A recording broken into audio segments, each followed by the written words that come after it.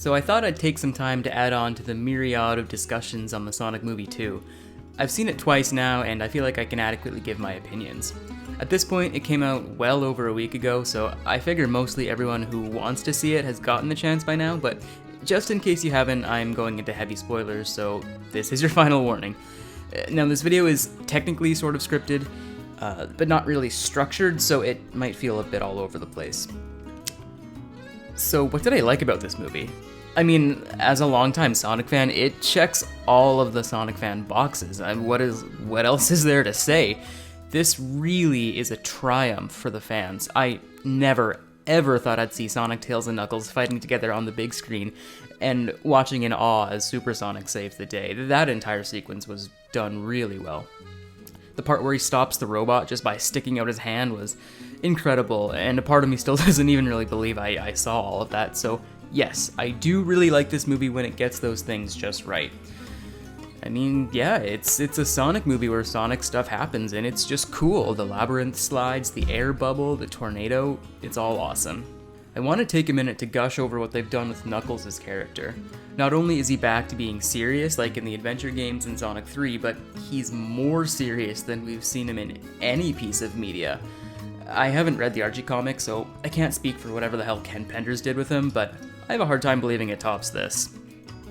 I had been following the development of this movie quite closely ever since it was announced in 2020, and when it was revealed that Knuckles would not only be in the sequel, but have a similar characterization to the games, I gotta say I really did not expect them to make him this much of a threat. I figured we'd get more of that, kind of Sonic Adventure persona, where he's determined and to the point, but he's just a bit gullible. While that is still technically the case here, I didn't expect him to punch Sonic through a fucking house, grab him by the neck, and threaten to kill him. That scene towards the beginning where they introduce him to Sonic is legitimately one of my favorite scenes in a movie, maybe ever.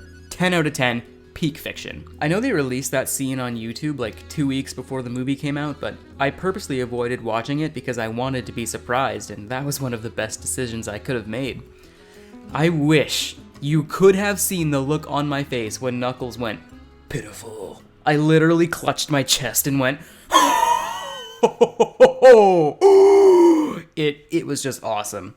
I'm glad we got to see more of the Echidna tribe and Knuckles' backstory too. There's now going to be a generation of kids who know Knuckles for who Knuckles actually is, which just makes me so happy. It's kind of jarring that the Knuckles clan hasn't even been mentioned in decades, despite being such a huge part of his character. I think it's cool, too, that he's got such a big connection to the Master Emerald despite not being the guardian of it in this universe. And if you ask me, that's the right way to do it if you're going to slightly tweak his origin. But anyways, back to that YouTube clip I was talking about, it made me realize how much of this movie I had already seen because they showed off the entire thing between the two trailers and the TV spots. There's a few surprises left here for you, but for the most part, you're really just watching how it all kind of ties together. For instance, that wedding turning out to be a gun operation came entirely out of left field for me, and was the one thing I absolutely did not see coming. Although I think a better way of doing that would have been to have Gunn just crash the wedding instead, because it felt just so goofy, and it just desperately needed another revision. Also, how the hell did they know Sonic was going to be there? Maybe it's a bit boring and wacky, but it doesn't make sense either. But I'm kind of getting ahead of myself here. I honestly think the second trailer in that Super Bowl ad shouldn't have been released. When I first saw the advertisement, the ocean splitting apart, and the Master Emerald altar, and the Death Egg robot, I literally screamed in my car. Oh my god! I'm so happy right now. But I feel like I kind of got robbed of these moments on the big screen because the wow factor was just gone. I had seen all of this a million times. And sure, maybe the stuff at the temple is one thing, but I'll say this now. There was absolutely no reason they needed to show off the Death Egg robot. Why would they just drop that, out of nowhere? It's the climax of the movie, and we saw footage of Eggman building it and using it in combat. Could you imagine the audience reaction if that had been kept a secret? I haven't seen many people talking about the use of popular music in this movie, which was one of my favorite parts, to be honest. The scene where Sonic is trying to fight crime starts off with that Run DMC song, and I have to say, I had a huge grin on my face, and it ended up being one of my favorite parts. And the manhole covers exploding to the finale of the 1812 overture was the thick, swirly icing on top. It was so good. I have to say, I was expecting the Uptown Funk scene to be a lot worse than it actually was. I mean, you know, with all of the buzz, everybody talking about it. I hate using this word, but yes, it was a bit cringe, but it happens more naturally just within the context of the scene than I thought it would, and it's over relatively quick. I mean, it takes, you know, maybe 2 minutes and it's done. They also got into another one of those sequences where Sonic stops time, and A Summer Place was like the perfect song they could have used in that one. I thought it was really funny. But this one wasn't nearly as long as the two scenes in the first movie, and there was only one of them this time around, and it could have stood out much more if they just made it a bit longer. I felt like it happened really fast. Not only that, but there was just so much happening on that mountain scene, I almost completely forgot it even happened, which is really a shame, and that sort of leads me into what didn't work about this movie. And honestly, like, it's been made loud and clear at this point by literally everyone who has critiqued this movie, but I'm going to say it again, and I say it with love. Yes, the pacing in this movie is quite bad.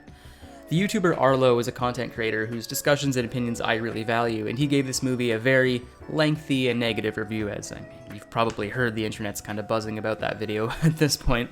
And he says a lot of things that are not at all wrong, but the biggest takeaway I got from that video is how he captured the structure of this movie.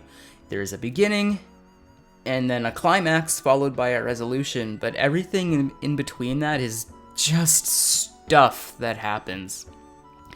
It's hard to exactly pinpoint where the first act becomes the second and where the second becomes the third. It's kind of jarring because the first movie had almost the opposite problem where it was so formulaic it really felt like they put Sonic and Eggman into this Mad Libs type plot structure. But this one is like, how do I explain? You know how in Ghostbusters, how halfway through the movie you're just kind of like, what the hell is even happening here? That's vaguely what the middle section of this movie is like. That's sort of the best way I can describe it. And funny enough, this movie actually references Ghostbusters a few times, and it felt a little too on the nose. On that note, I've got to bring up the references because, my god, it's some of the lowest form of humor for me, and there's a lot more of it in this movie than there was last time. It was kind of funny when Wade did it, you know, and I think the one with Eggman too really worked, you know, where he, you know, crashes Sonic's house and goes, "And your little dog too." That was funny, because it works within the context of the scene, but Sonic just needs to chill with it. Like, Jesus Christ, it's not a joke. Like, these are just things you recognize. Also, did anyone else notice that Longclaw single-handedly killed most of the Echidna tribe before they got her? I mean, they don't explicitly say that's what happened, but there's almost no other way it could have gone down since she was the only owl left at that point leading up to that battle. That's badass and kind of hilarious, to be honest. I love that. Something else I thought was kind of weird was the inclusion of Rachel's daughter, JoJo. Not the way she was written in, that was fine, but because of the first movie's delay, there was 2.5 years in between filming the first one and the second one. She's barely recognizable as the same kid, to be honest, but they make it clear it's only been 8 months since the last movie, and it kind of breaks the immersion a little, but whatever. Now, the good news is, this team of filmmakers has clearly shown to be very responsive to criticism, obviously with Sonic's design, but also with the response from fans that the first movie needed more, you know, Sonic elements. And again, when they updated the poster to include Colleen's name. The response is always loud and clear to these guys, so I have no doubt in my mind they heard the main criticism with this one, and I imagine it will be fixed in Sonic 3, which is already confirmed to be happening. But my main issue, besides the pacing problems, is how the movie struggles to find a balance between Sonic fan movie and kids movie. I have to be honest, there really isn't much for the parents here at all. I guess the wedding scenes sort of serve as those moments of, you know, adult relatability, but that's the weakest point in the movie anyway. I mean, the closest thing we get to an adult joke is a piece of shiitake joke and Rachel mentioning her Brazilian wax. Not even a joke, really. There are some nice moments that can be enjoyed by anyone, of course. For instance, the opening of the movie in the Mushroom Planet with the little Sonic doll and the mushroom coffee, that was really cute. But as a whole, it feels like there are sequences for kids, then the sequences for the Sonic fans. And it's sort of puzzling as to who the target audience is supposed to be. I guess in short, the script probably would have benefited from another draft or two. Anyways, I wanted to cap this thing off with some more good stuff that I really liked. Tails! I haven't mentioned Tails! This was sort of the ideal Tails, if you ask me. He's got that nervous, kid-like persona that we saw in Sonic Adventure, but he's also got that kind of Sonic Boom, technology, smarts Tails that we know and like from that show, and it's perfect. Wow. I can't wait to see all the wonderful things Sonic Team is doing with this character in the video games these days. No, I joke, but I am optimistic with Ian Flynn taking over. I saw a lot of people saying Tails got sidelined in this movie and really only exists to be exposition, but after 2 viewings, I never got that impression. Yeah, it was a bit rushed, but I think a lot of that just comes from introducing Sonic and Knuckles in the same movie, but I still bought Sonic and Tails' friendship. It was cute. Also, Stars in the Sky. It's a great song, and it was close to a perfect fit for this movie. It worked really well in the scene they used it in, and it made the credits that much better. It was just so good. They were really such a joy to watch, and I think having Sonic play baseball with his family and his new friends was maybe my favorite scene, to be honest. I know I've said that like 3 times in this video, so I guess take that with a grain of salt, but it worked really well. It paints such a nice picture of how far he's come since the first movie, and it really warms my heart. And this is where Knuckles got the most laughs out of me. I still am chuckling at the bit where he learns about sprinkles and is pounding the roof of the truck like an excited toddler. It's just so fucking funny. That entire dynamic between the 3 of them as friends was just excellent, and hearing Sonic call Knuckles Knucklehead put a huge smile on my face. So yeah, Sonic Movie 2, baby. I'm looking forward to what they do with Shadow and Gun in the next movie, because I'm sure they'll do Shadow justice similar to what they did with the characters they introduced in this one. But for now, I'm ready to give the movie universe a bit of a break and start looking forward to Sonic Frontiers. Damn, it is a good time to be a Sonic fan.